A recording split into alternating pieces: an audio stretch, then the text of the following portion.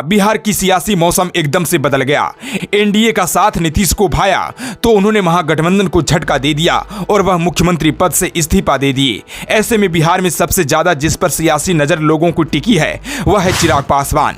दरअसल नीतीश कुमार का एनडीए में आ जाने से पीएम मोदी के हनुमान कहे जाने वाले चिराग पासवान भाजपा के लिए मुसीबत बन सकते हैं। वह नीतीश कुमार की एनडीए में वापसी से नाराज हैं, लेकिन जाहिर नहीं होने दे रहे हैं। लेकिन एनडीए के एक सहयोगी दल की हैसियत से उन्होंने साफ कहा है कि आने वाले दिनों में इस सरकार की रूपरेखा कैसी होगी, इस पर उनकी पैनी नजर रहेगी। उन्होंने कई बार कहा है कि नीतीश कुमार से उनकी कोई व्यक्तिगत दुश्मनी नहीं है, लेकिन वह नीतिगत तौर पर नीतीश कुमार का विरोध करते थे और आज भी करते हैं। चिराग पासवान ने कहा है कि देखना होगा कि नई सरकार किस न्यूनतम साझा प्रोग्राम के तहत चलाया जाता है। उन्होंने कहा कि अगर नीतीश की नीतियों के आधार पर ही बिहार में सरकार चलेगी तो उनका विरोध जारी रहेगा।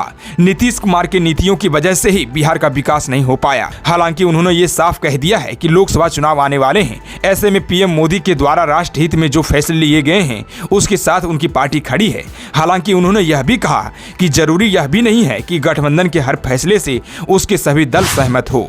आपको बता दें कि चिराग पासवान शनिवार को दिल्ली में जेपी नड्डा और अमित शाह से मिले थे। ऐसे में उन्होंने कहा था कि वह बिहार के बदलते सियासी हालात से भाजपा के शीर्ष नेतृत्व को अवगत कराया था और चिंता भी जाहिर कर दी थी। दरअसल आपको बताते चले कि चिराग पासवान के पिता स्वर्गीय रामविलास पासवान और नीतीश कुमार बहुत अच्छे मित्र रहे हैं, लेकिन रामविलास पासवान के निधन के बाद चिराग पासवान की पार्टी लोजपा दो भागों में टूट गई। चिराग पासवान इसमें अकेले रह गए थे और चाचा पशुपति पारस बाकी सांसदों को लेकर अलग हो गए। ऐसे में चिराग पासवान ने साफ कह दिया कि भाजपा के कहने पर ही नीतीश कुमार ने पार्टी को तोड़ने का काम किया है और उनकी पार्टी में टूट के लिए वही जिम्मेदार हैं। इसके बाद साल 2020 के बिहार विधानसभा चुनाव आया। चिराग पासवान खुलकर बीजेपी का समर्थन और नीतीश कुमार की पार्टी का विरोध करते दिखे। जहां जहां जिन सीटों पर जदयू ने उम्मीदवार उतारे वहां वहां चिराग पासवान ने भी उम्मीदवार खड़े कर दिए। हालात यह हुआ कि जदयू बिहार में तीसरे नंबर की पार्टी बन गई। इसके बाद कई मंचों से नीतीश कुमार यह भी दोहराते हुए नजर आए कि भाजपा के इशारे पर चिराग पासवान ने साजिश रची और उन्हें बिहार में नुकसान पहुंचाया गया।